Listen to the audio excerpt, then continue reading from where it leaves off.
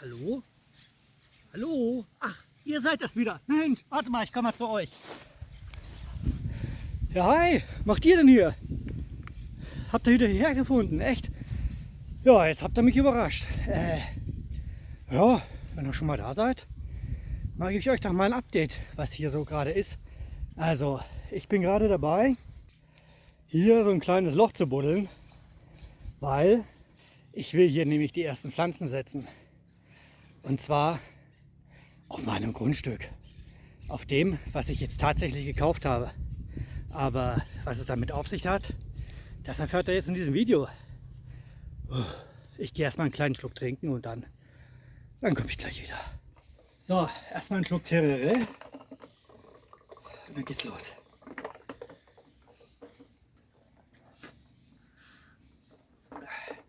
Ich glaube, den blöden Hut kann ich auch erstmal abnehmen. Es ist nämlich ganz schön warm hier. Obwohl wir jetzt eigentlich schon ja, fast Herbst haben. Also zumindest kalendarisch gesehen.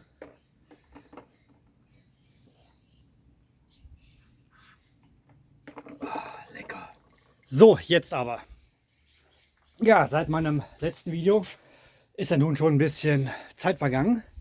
Und da hatte ich euch ja erzählt, wie ich vorgehe bei der Grundstückssuche. Und ja, seitdem habe ich mir noch genau ein Grundstück angeguckt. Und zwar dieses hier. Und ja, da habe ich mich auch nicht an meine Regeln gehalten, also an meine Vorgaben, wie ich denn eine Grundstücksbesichtigung mache.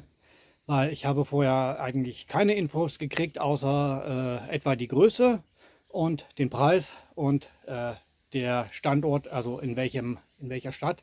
Wo genau in der Stadt oder außerhalb der Stadt, habe ich auch nicht gewusst. Das Ganze wurde mir angeboten von einem deutschen Makler, der seit sehr vielen Jahren hier in Paraguay wohnt und arbeitet. Ja, dieser Makler ist ein Bekannter meiner ehemaligen Vermieterin, guter Freund. Und ja, sie hatte ihn dann nochmal angerufen und gefragt, hey, was ist jetzt? Hast du denn mal noch ein vernünftiges Grundstück irgendwo zu einem halbwegs annehmbaren Preis? Weil in der Kolonie, das kannst du ja völlig vergessen, wenn du da für einen Hektar Zuckerrohrfeld ohne einen Baum, ohne Zaun, ohne alles 110 Millionen Guarani zahlen sollst. Also ungefähr, ach ich weiß nicht, ich rechne es selber um. Oder ich blende es hier irgendwo mal ein. Ja, jedenfalls hatte er dann gesagt, ja, ich habe da gestern was reingekriegt. Ein älterer Mann, der ist nicht mehr so fit gesundheitlich und der möchte seine 5,5 Hektar käuflich veräußern. Und ja, dann haben wir halt einen Termin vereinbart und ich habe mir dieses Grundstück hier angeschaut. Ihr seht jetzt noch nicht viel. Ich schwenke einfach mal die Kamera. Dann seht ihr jetzt das, was ich jetzt momentan sehe. Also ich stehe hier auf der Terrasse von so einem kleinen Paraguayer Häuschen. Da hat der gute Mann drin gewohnt. Das war mit Sicherheit sein Schlafzimmer. Mal schauen, ob ich... Ja, man sieht sogar was. Hervorragend. Ja, da oben wohnen ein paar Fledermäuse. Kann ich ja mal zeigen. Die schlafen gerade da oben. Sind die nicht süß?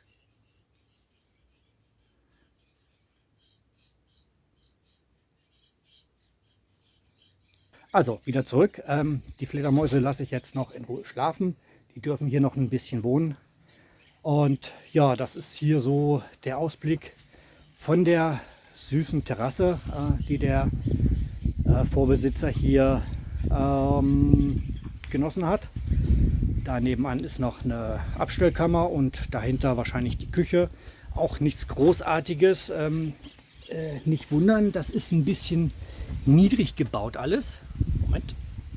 Also mal so zum Vergleich. Ich bin 1,79 Meter groß und ich kann hier nicht lang gehen, ohne den Kopf einzuziehen. Und wenn ich vor der Tür zur Kammer stehe, dann sieht das ungefähr so aus. Naja, der gute Mann muss dann wohl etwa einen Kopf kürzer gewesen sein. So, ich gebe euch noch mal den Blick jetzt hier rein. Das ist also, wie gesagt, wahrscheinlich eine Abstellkammer gewesen. Ah, Licht gibt es ja auch hier drin. Kann ich mal anmachen, gucken, ob das flackert oder auch nicht. Ah, falscher Schalter. Okay, das ist nicht wirklich der Brüller. Das können wir uns auch sparen.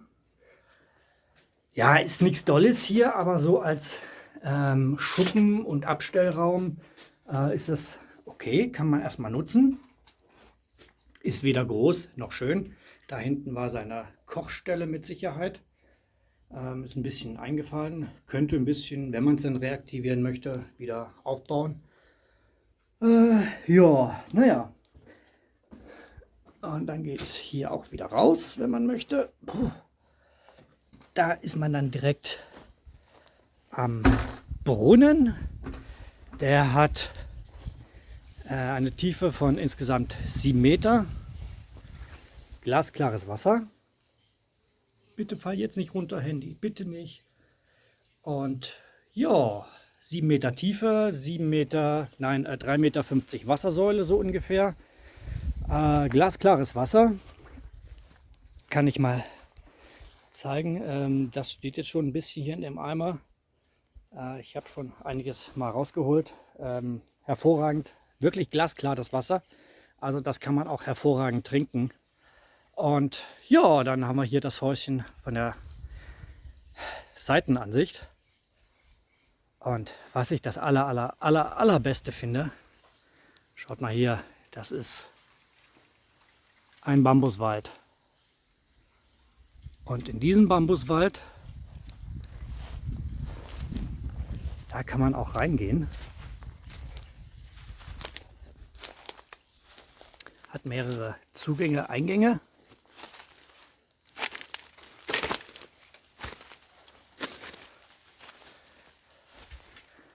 Und hier hat man dann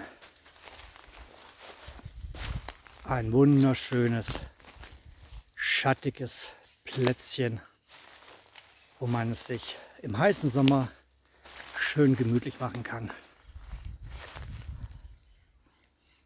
Eine herrliche Sicht nach oben. Oben komplett zugewachsen. Ist das nicht geil? Soweit dann dazu. Ja, so, ich war ja dabei, euch zu erzählen, wie es jetzt mit dem Grundstück war. Also, ja, ich habe mir das angeguckt und fand das gleich in Ordnung. Mein lieber Nachbar, hier ein Paraguayer, dem gehören diese beiden Kühe. Und nachdem ich mich ihm vorgestellt habe, hat er mich gefragt, ob die Kühe jetzt runter sollen, runter müssen. Und ja, da ich ja momentan noch nicht hier wohne, ist es mir ganz lieb, dass die hier noch drauf sind, weil die fressen mir das Gras ab. Und deshalb muss ich dann hier nicht so viel mähen und sauber halten. Und das machen die für mich. Und als Dankeschön geben die mir dann reichlich Kudung. Und der ist hier echt Gold wert. Das ist ein hervorragender Dünger. Ich weiß, Pferdemist ist wesentlich besser geeignet. Aber Pferde sind hier nicht so verbreitet wie Kühe. Und naja, dann nimmt man halt, was man kriegt. Und in dem Fall ist es halt Kudung. Und das ist ein guter Dünger, sehr guter Dünger. So, ich bin jetzt wieder an der Stelle, wo ich gerade eben hier mein Loch gebuddelt habe. Ist noch nicht ganz fertig, muss noch ein bisschen größer. Ihr wundert euch vielleicht, warum ich mich hier so extrem anstrengen muss. Das Problem ist, hier hat es seit Wochen nicht geregnet. Und dementsprechend ist hier die Erde furztrocken und steinhart. Das ist, ich denke mal, im größten Teil Ostparaguays so. Ja, die Wettervorhersage verspricht uns immer wieder Regen, Regen, Regen, aber irgendwie kommt da nichts. Das ist echt erbärmlich. Die Natur jauchzt nach Wasser. Es ist sehr trocken alles. Die Bäume lassen die Blätter hängen.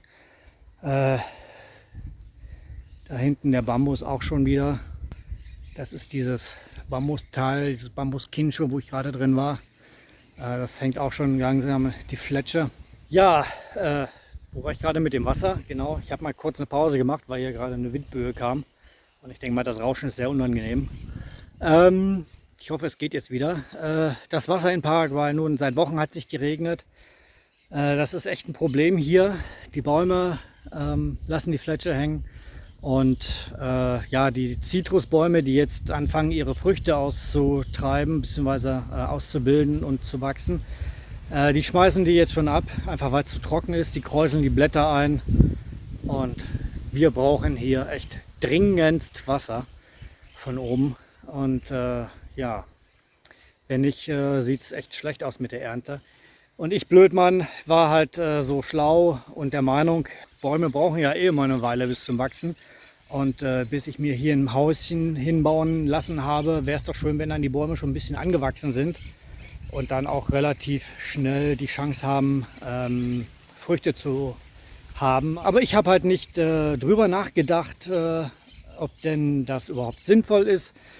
Sie haben jetzt für die nächsten Tage mal wieder Regen angesagt. Da gebe ich nicht wirklich viel drauf. Aber übermorgen werde ich sowieso wieder hierher kommen müssen. Da habe ich einen Termin mit einem Architekten, um zu gucken, wie, wo, wer, wann, ja, warum nicht mein Häuschen gebaut werden wird. Also wollte ich schon mal ein paar Bäumchen setzen und die dann halt übermorgen nochmal gießen, wenn ich dann wieder hier bin. Und dann hoffen, ob sie kommen oder nicht. Wenn nicht, ist auch nicht ganz so dramatisch, dann setze ich sie wieder neu. Ich habe mitgebracht eine Bananenstaude. Das war ursprünglich nur eine fast abgestorbene Wurzel. Die habe ich bei mir an meinem Mietshäuschen eingebuddelt und ein bisschen hochgepäppelt. Die ist jetzt schon knapp einen halben Meter, zeige ich natürlich gleich. Und ja, wenn sie kommt, ist gut. Wenn sie nicht kommt, ist genauso gut. Und kann dann auf jeden Fall schon mal angehen und dann habe ich wahrscheinlich in spätestens einem Jahr die ersten Bananen. So schnell geht das hier nämlich normalerweise. Und ja, ein paar Avocado-Kerne habe ich in die Erde geschmissen. Die sind inzwischen auch schon so 20, 30 Zentimeter hoch. Und ja, entweder sie kommen oder sie kommen nicht, dann mache ich halt neue. Ist auch nicht der Aufwand. Und ja, wenn es klappt, ist gut. Wenn nicht, ist auch nicht gut, ist auch nicht schlecht. Dann habe ich halt heute umsonst gearbeitet. Jedenfalls wollte ich es probieren. Wenn nicht, ist halt nicht so dramatisch. Ja, auf diesem Grundstück hier, ich kann es nochmal zeigen. So, das ist jetzt die Aussicht, die ich jetzt hier habe. Ja, es gibt natürlich überall Wermutstropfen und hier ist es halt leider das da hinten. Das ist eine 220 Kilovolt Hochspannungsleitung. Und die geht hier stellenweise über mein Grundstück. Aber ich habe vor, mein Häuschen circa 100 Meter Luftlinie von dieser Leitung entfernt bauen zu lassen. Und habe hier schon mal nach Elektrosmog gemessen. Habe da nicht wirklich was gemessen. Also keinen Ausschlag gehabt. Von daher denke ich mal, sollte es kein großes Problem sein, diese Hochspannungsleitung. Ja, und hier, was ihr hier seht, das ist größtenteils noch mein Grundstück, was ich jetzt tatsächlich schon gekauft habe. Also der Notartermin, den habe ich schon hinter mir. Und die Papiere sind jetzt eingereicht, werden jetzt beim Katasteramt eingereicht. Und dann wird das Ganze auf mich überschrieben. Also es hat einen ordentlichen Titel, so wie sich das gehört, den habe ich gesehen. Und ja, der Vorbesitzer ist hier schon ausgezogen vor einiger Zeit. Und ja, jetzt gehört mir dieses Grundstück, gut 5,5 Hektar, eigentlich zu viel. Aber naja, was soll's, man muss ja auch nicht alles bewirtschaften. Hier dieser Bereich, das wird wahrscheinlich mein Garten werden. Das Ganze ist ein bisschen abschüssig nach unten hin, also da, wo ich jetzt stehe. Und ja, es stehen schon einige Bäume drauf. Ihr seht oder habt es schon gesehen, da stehen so ein paar Cocotero-Palmen. Das sind die mit den kleinen Kokosnüssen, den ganz kleinen, also nicht die normalen Kokospalmen, die man so von der Karibik her kennt. Da will ich aber auch noch ein paar setzen, wenn ich die irgendwo mal zu kaufen kriege. Ich weiß, gibt es bei diversen Gärtnereien zu kaufen. Und ja, was ist noch drauf? Auf jeden Fall ein Zitronenbaum, ein Orangenbaum, ein Pomelobaum, Guayabas habe ich schon gesehen, Mandarinen Und ja, da hinten ist noch so ein Wäldchen, in dem war ich da gar nicht drin. Das habe ich irgendwie noch nicht geschafft. Eine Avocado, nee, Papaya steht auch, eine relativ große. Und ja, noch so ein paar andere Sachen. Von einigen weiß ich nicht, was es ist oder was es wird. Schauen wir mal, lasse ich mich überraschen. Und ja, ein bisschen was wollte ich halt jetzt noch pflanzen. Und dann schauen wir mal, was das so wird. Jedenfalls dieses Grundstück am Stadtrand, also nicht mitten in der Stadt, aber die nächste Stadt hier ist fußläufig erreichbar. Ich habe ca. 200 Meter oder 300 Meter Sandstraße und dann wird es schon wieder befestigt. Und von daher denke ich mal, ist das hervorragend gelegen. Es ist ein extrem ruhiges, kleines Städtchen. Und ja, ihr hört hier nichts, außer irgendwo in der Ferne höre ich jetzt ein Moped und Vögel und Kühe und ja, das war es eigentlich. Das ist im Prinzip fast das, was ich mir gewünscht habe. Okay, ich habe keinen Bach auf dem Grundstück, aber man muss irgendwo Abstriche machen. Dafür habe ich einen hervorragenden Brunnen mit super leckerem, sauberen, klaren Wasser. 3,5 Meter Wassersäule momentan und das bei der Trockenheit hier. Respekt. Ich denke mal, da werde ich wahrscheinlich auch auf den Tiefbrunnen verzichten können.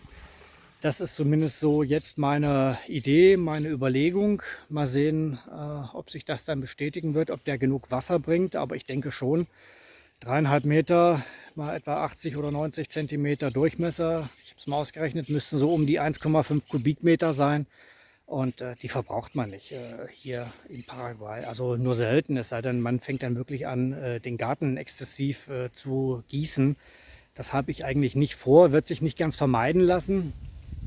Aber ja, es fließt ja auch mal wieder nach. Und so ein Brunnen muss ja dann auch mal benutzt werden, damit er nicht verdreckt und dann irgendwann vielleicht sogar versiegt.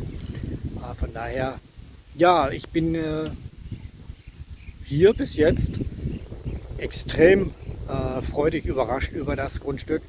Ich war jetzt 4 oder 5 Mal hier bis jetzt und ich sehe immer wieder neue Sachen und bin echt erstaunt und glücklich.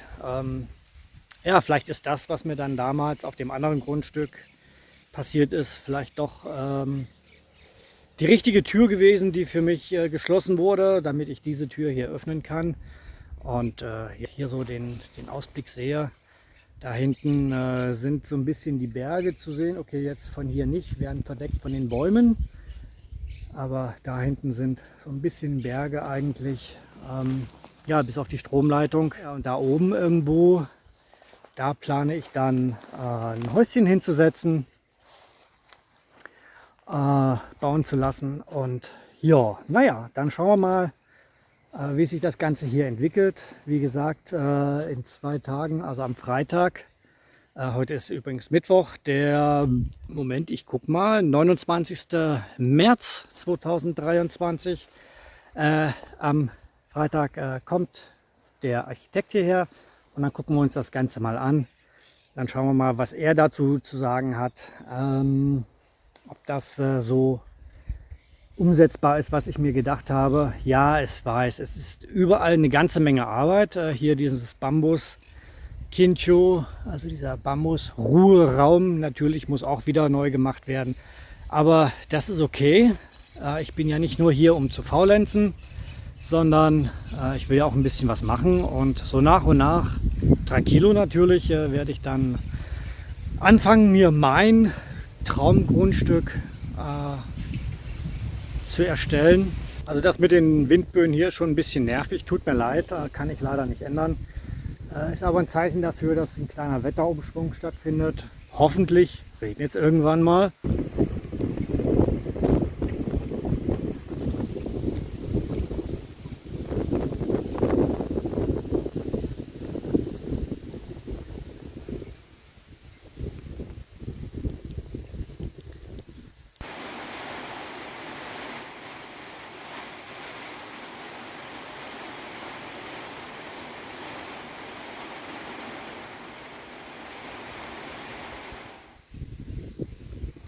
Also dieses Grundstück hier ist mit Sicherheit eine Menge Arbeit, wird auch immer eine Menge Arbeit bleiben, um es halbwegs in Schuss zu halten. Aber das ist in Ordnung für mich. Ich bin ja nicht nur hier, um Urlaub und Ferien zu machen. Ich will ja auch ein bisschen was tun. Und von daher denke ich mal, habe ich hiermit auf jeden Fall eine sehr gute Wahl getroffen. Das Grundstück ist das Beste, was ich mir hier in diesem letzten Dreivierteljahr angeguckt habe, seitdem ich hier in Paraguay bin. Ja, vorher hatte ich schon ein paar Grundstücke gesehen, die waren vielleicht noch ein bisschen schöner, ein bisschen besser, aber ja, sind halt nicht mehr verfügbar, garantiert nicht. Oder aber liegen inzwischen in Gegenden, die für mich nicht mehr interessant sind. Und von daher ja, kann man hiermit auf jeden Fall arbeiten und es ist schon mal viel gemacht. Also hier dieser mittlere Bereich, in dem ich mich hier gerade befinde, das, was wahrscheinlich mein Garten werden soll, ist schon mal eingezäunt. Das ist schon mal gut, wenn dann die Kühe nicht mit hier drauf kommen können, damit die mir nicht das ganze frisch eingebuddelte Zeugs wegfressen. Weil ich denke mal, Bananen mögen die definitiv auch. Und ich setze ja gerade eine Banane und ja, naja gut. Ich werde jetzt hier noch ein bisschen weitermachen, die Banane noch einsetzen und das andere Zeug, was ich noch mitgebracht habe. Wieder eine ganze Menge gequatscht. Ich nehme Möbelwagen. Ich nehme schon wieder viel zu lange auf. Deshalb sage ich jetzt, wie immer, wenn es euch gefallen hat, würde ich mich sehr über einen Daumen nach oben freuen. Wenn nicht, dann auch entsprechend ja. Es wird weitergehen. Ich bin hier guter Hoffnung und schauen wir mal, was dann übermorgen der Architekt sagt. Und sage jetzt wie immer Tschüss aus Paraguay. Ach nee, Quatsch, mache ich da gar nicht. Ich sage jetzt wie immer Tschüss, bis zum nächsten Mal. Euer Nico aus Paraguay.